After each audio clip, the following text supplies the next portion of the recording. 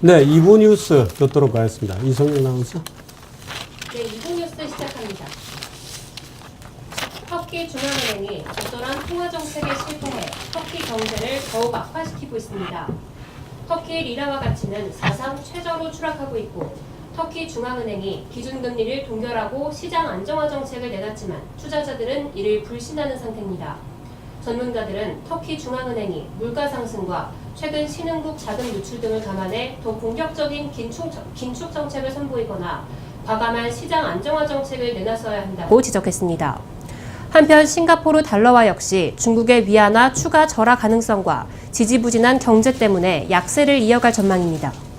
예, 터키도 주기적으로 경제 위기를 맞는 국가입니다. 지난 1998년이었던가요, 9년이었던가요? 그때는 무려 금리를 700%까지 끌어올리는 오버나이트 금리였습니다. 오버나이트 금리를 연 700%까지 끌어올리기도 했습니다만 그 이후로 계속 주기적으로 통화 위기를 겪고 있고, 터키에는 누구나 다 백만장자라고 합니다. 통화 가치가 워낙 떨어져서 택시 타면 기본 요금이 무슨 100만 단위로 나가니까 다 백만장자다 이런 얘기가 있는데 참 웃을 수만은 없는 그런 현실인 것 같습니다. 네. 미국의 기준금리 인상이 임박했고 중국의 경기까지 둔화되며 글로벌 자금이 신흥국에서 대거 빠져나가고 있습니다. 19개 신흥국으로부터 빠져나온 자금은 최근 13개월간 9,400억 달러에 이릅니다. 이는 2008년에서 2009년 금융위기 때 떠난 4,800억 달러의 약 2배에 달합니다. 수년간 글로벌 경제의 성장을 이끌어온 신흥국은 자금 이탈로 인한 저성장과 통화 약세를 면치 못할 것으로 보입니다. 미국이 연내 금리 인상 의지를 확고히 함에 따라 글로벌 투자자들은 미국 증시에서 돈을 빼내 유럽에 투자하고 있습니다. 월스트리트에서 가장 대중적 상장지수 펀드인 SPY 펀드에서도 올 들어 420억 달러의 투자금이 줄며 연간 투자금 축소 금액 가운데 가장 큰 규모를 나타냈습니다. 반면 지난 4월 이후 지난주까지 서유럽 주식에는 총 333억 달러가 유입됐습니다. 같은 기간 북미 주식에는 554억 달러가 순유출됐고 독일 닥스 지수는 올 들어 17% 상승했습니다. 잠시 전에 이 신흥국 통화 가치 얘기가 있었습니다만 그래프를 잠깐 하나 좀 보고 가도록 하겠습니다. 네, JP 모간이 산정하고 있는 신흥시장 통화 지수입니다. 지금 2010년, 11년에 피크를 친 이후에 3년째 아주 급락하고 있고 크게 보면 원형 천정 형태를 띠면서 아주 급락하고 있다는 것을 볼 수 있습니다. 그런데 이것을 뒤집어 놓으면 그게 이제 달러 가치가 되는 거죠. 달러 가치는 그만큼 올라가고 있는, 말하자면 슈퍼 스트롱 달러가 되고 있는 그런 상황으로 국제 금융 질서가 크게 전환하고 있는 그런 과정에 있습니다. 네. 글로벌 투자자들이 미국 증시에서 독일 등 유럽 증시로 옮겨가는 것은 미국 증시가 6년간 상승장을 보여 언젠가 조정장이 올 것이란 공포가 작용했기 때문입니다. 유가가 배럴당 15달러까지 떨어질 것이라고 주장하는 전문가가 나왔습니다. 데이비드 코톡 쿤바랜드 어드바이저 공동 창업자는 CNN 머니와의 인터뷰에서 유가는 지금이 바닥이라고 할 이유가 없다며 15에서 20달러까지 추가 하락할 수 있다고 전망했습니다. 이어 정제하기가 다소 어려운 캐나다산 원유의 경우 최근 20달러까지 거래되기도 했다며 에너지 주식에서 멀리 떨어지라고 덧붙였습니다. 금리 인상으로 강달러가 예상되면서 원자재 시장도 활기를 잃고 있습니다.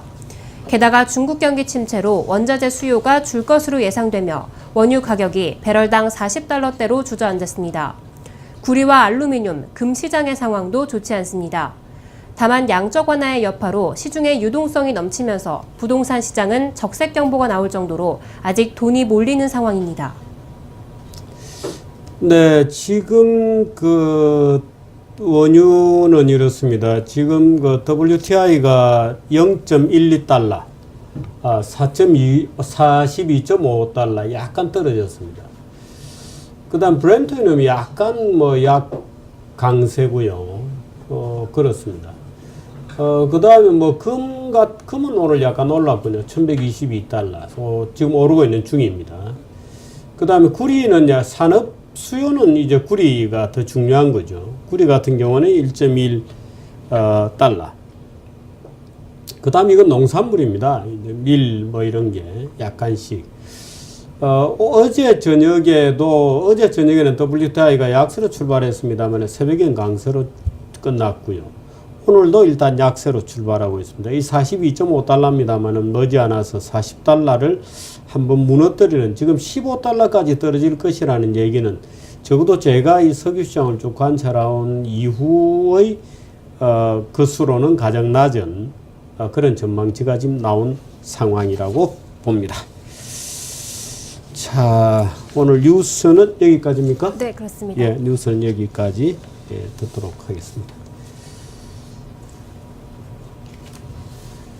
네, 제가 오늘 뉴스는 조금 일찍 마치도록 하겠습니다. 근데 제가 이 경제 위기론에 대해서 약간 얘기를 하겠습니다. 어제 우리가 국제금융시장 얘기를 보면서 국제금융시장 미국도 8년에 한 번씩 금융위기가 온다 이런 얘기를 했댔습니다. 지난 50년 동안에 8년에 한 번씩 그 6번 정도의 금융위기가 있다 이런 얘기를 우리들이 쭉 했습니다. 그런데 우리나라 같은 경우에는 전통적으로 10년에 한 번씩 위기가 온다 이런 물론 이제 경기 사이클이라는 게 있죠. 경기 사이클이 왜 나타나는가에 대해서는 여러 가지 이제 이론적인 이론들이 다 이제 엇갈립니다.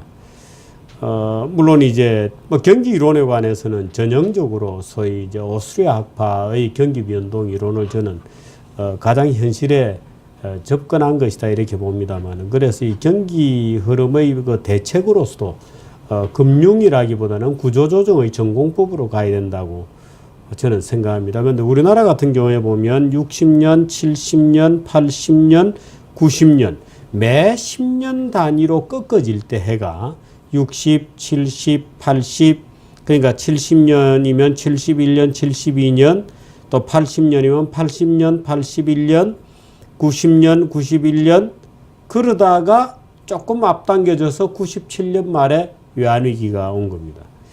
그 97년 말, 그 다음에 2007년 이렇게 이제 가는 거죠. 그렇게 되면 또 10년입니다.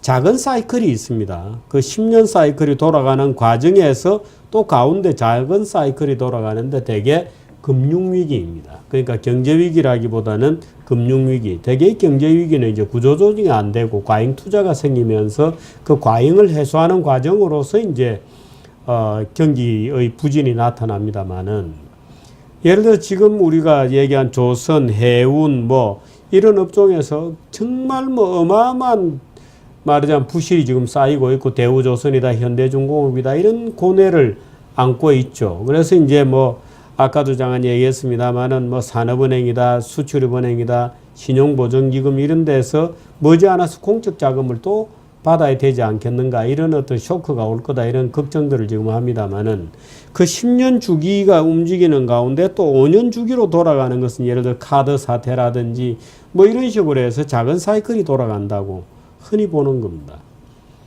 근데 지금 2007년도, 2008년도 미국발 금융위기라고 되어 있었습니다만은 우리도 사정이 다르진 않았죠. 근데 이제 막 위기의 구조화라 그럴까요? 어떻든 이제 이 MB 정부 마지막에 또 이제 굉장히 가벼운 어떤 감기 몸살이 있었고 지금 다시 이제 경기가 꺼지려고 하고 있는 찰나에 있습니다. 그래서 흔히 이제 10년 주기설을 보며 2017년에 하나의 또 파국적 양상이 오지 않을까 하는 이제 그런 것들이 있습니다. 이 5년 주기설은 아마도 대통령 임기와 좀 관련되는 것 아닌가 하는 그런 그 실정적인 분석 자료들을 내 논문으로 쓰는 분들도 간혹 있습니다. 그래서 대통령 이 임기가 5년이기 때문에 대개 한 2, 3년, 2년 차 정도 지나면 주가가 피크에 오르고 경기도 끊어지기 시작해서 대개 대통령 임기가 끝날 때쯤 되면은 파국적 어떤 그 경기의 결과가 온다 이렇게 되어 있습니다만은 지금 박근혜 정부는 오히려 약간 빨리 오는 것 같습니다.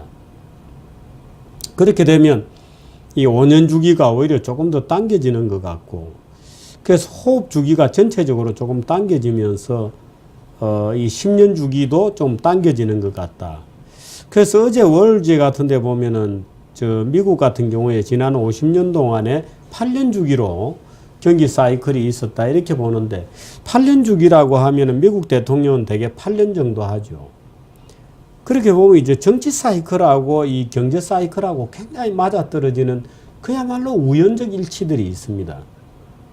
그래서 왜 이런 현상이 나타나는지에 대해서는 조금 더 깊이 있는 어떤 학자들이 좀 분석을 해줬으면 좋겠습니다만은, 대개 이 미국이 8년 정도의 시차로 움직였다고 한다면 그것도 이제 역시 4년 중임제이므로 오바마 8년, 뭐 부시 8년, 뭐 이런 식으로 가는 거 사이클이 있는 거거든요. 그래서 그런 사이클이 있고, 한국에서는 대개 10년 사이클로 움직여 왔다가 최근 들어서는 그 사이클이 조금 짧아지는 이런 이제 경향성을 또 보이고 있습니다. 특히 87년도 체제 이후는 이제 우리 경제 전체 사이클로 보면 큰 원형 천정을 치고 이렇게 떨어지고 있어서 87년 체제 이전과 그 이후라고 나누어 볼 수 있는 그런 경제 구조로 되어 있습니다. 근데 87년 체제의 정말 화려한 피날레가 최근 이제 박근혜 정부가 들고 나온 소위 그 경제민주화라는 겁니다. 그 경제민주화는 경제를 치열한 경쟁과 원가 관리와 원가 후려치기와 치열한 가격 경쟁과 이런 원리에 의해서 이루어진다기보다는 사회적 합의라든지 온정주의적인 또는 분배 위주의 아무래도 이제 그런 쪽의 철학을 대표하게 되는 거죠. 근데 그런 것들은 경제를 죽이는 치명적인 독약으로 작용하고 있습니다. 그러다 보니까 결국 경제 전체적으로는 그 독소가 정치에서 뿌리는 독소가 쭉 이제 번지게 되어 있는 이제 그런 여러 가지 사정으로 되고 있어서, 저는 이번에 이 충격이 오고 있는 이것이 박근혜 정부 말기 2017년까지 기다리지 않고 좀 일찍 당겨져서 위기로 가는 것 아닌가. 그 위안화, 엔화, 이제 여러 가지 이제 이 삼각 파도를 맞으면서 오는 것이다. 근데 우리가 하나 기억할 점은 이런 겁니다. 아까 오정근 교수하고 얘기하면서도 환율 얘기를 많이 했는데,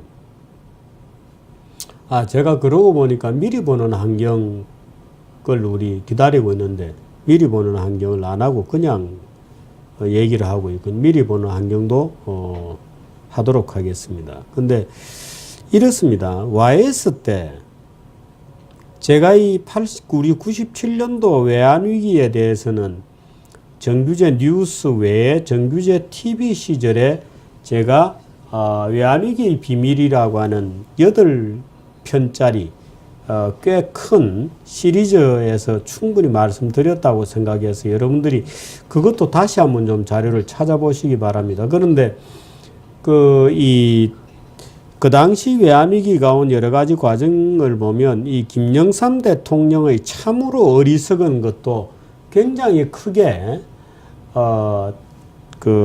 관여를 했습니다. 말하자면 김영삼 대통령뿐만 아니라 그 당시 우리 내각, 정부, 또 국민들도 굉장히 어리석었기 때문에 계속 미국의 코트를 뽑았습니다. 잠자는 호랑이의 코트를 계속 뽑았습니다.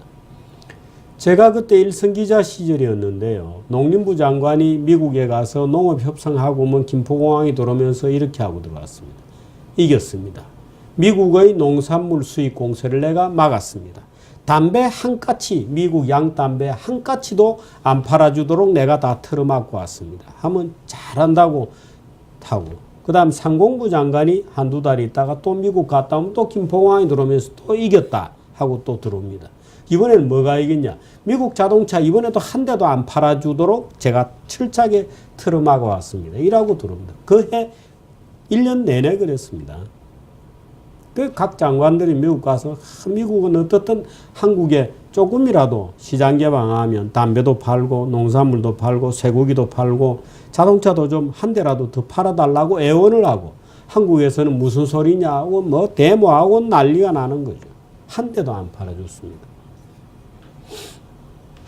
드디어 그해 가을에 쇠고기 5157 병원균 사건이 터졌습니다.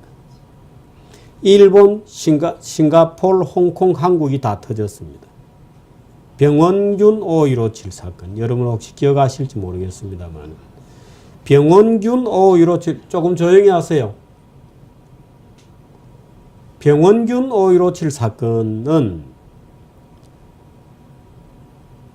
예를 들어서 아시아에서는 사실 문제가 안 됩니다. 왜냐하면 아시아에서는 거의 이 쇠고기를 구워 먹기 때문에 병원균들이 다 죽죠.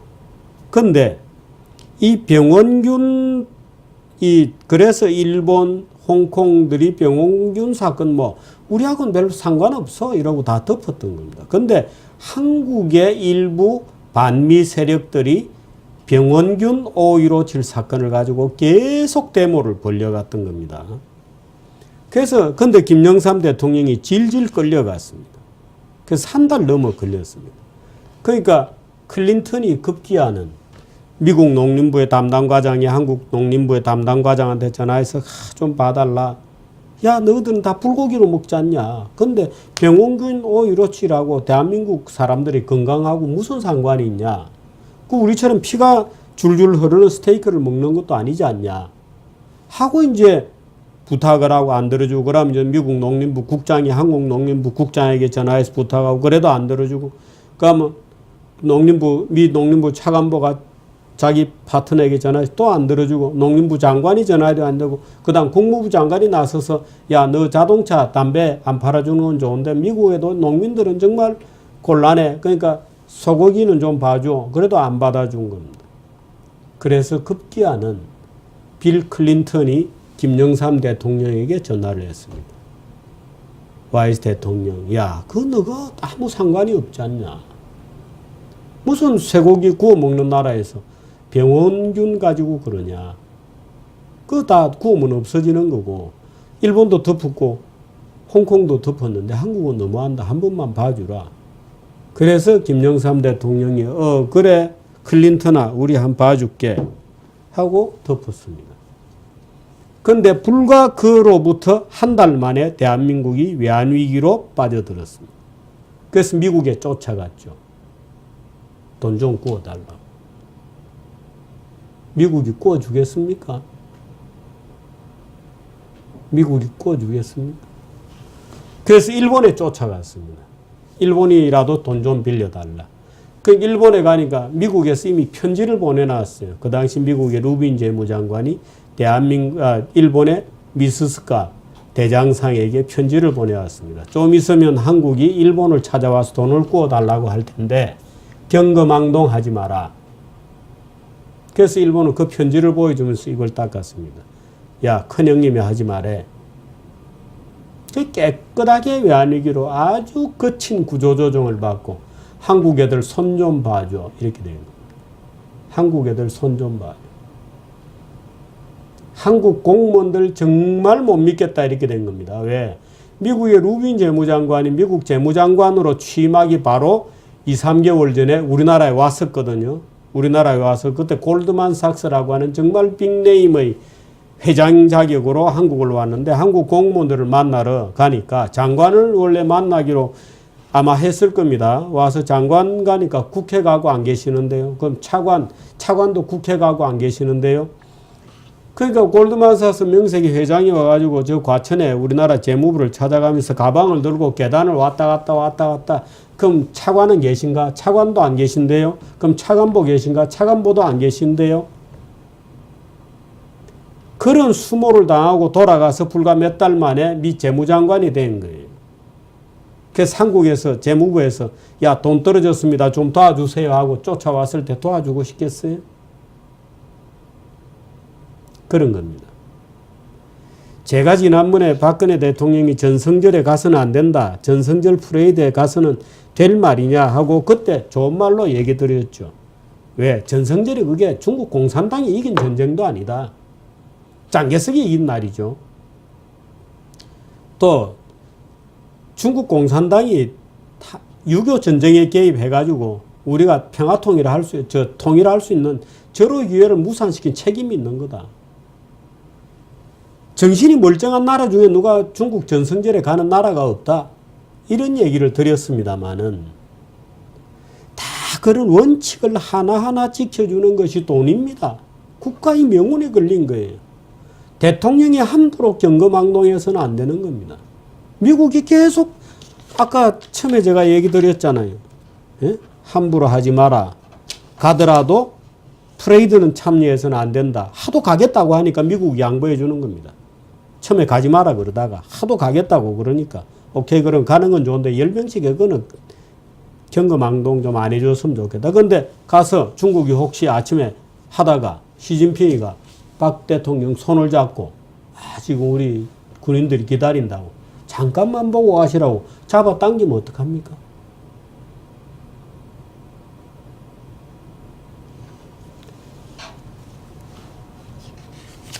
그런 것들이 모이면은 외환위기가 오는 겁니다. 그런 것들이 모이면 그때 어리석은 장관들이 김포공항에 들어오면서 이기고 왔노라고 그래서 어떻게 되었습니까? 우리 외환위기를 당하고 양담배 그거 안 팔아준다고 미국 자동차 몇 대 안 팔아준다고 싸워서 이기고 왔노라고 그 장관들의 얼굴은 뭐가 됩니까 나중에?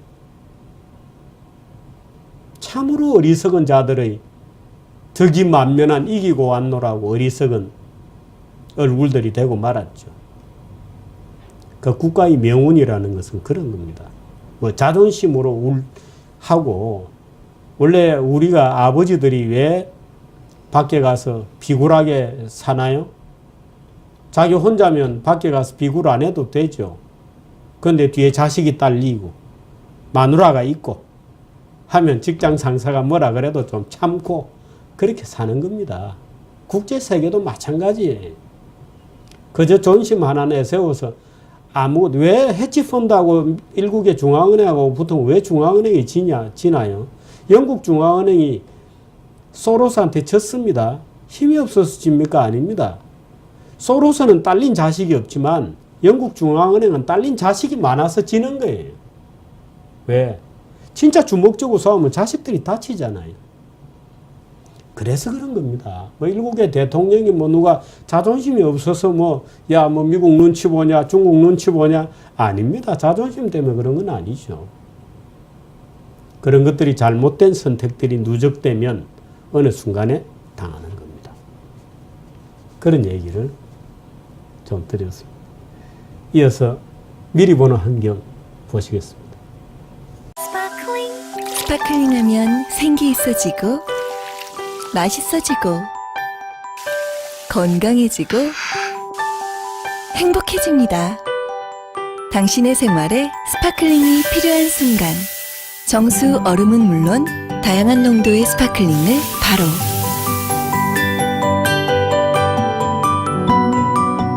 삼성 지펠 푸드 쇼케이스로 새로운 냉장고 생활이 시작됩니다.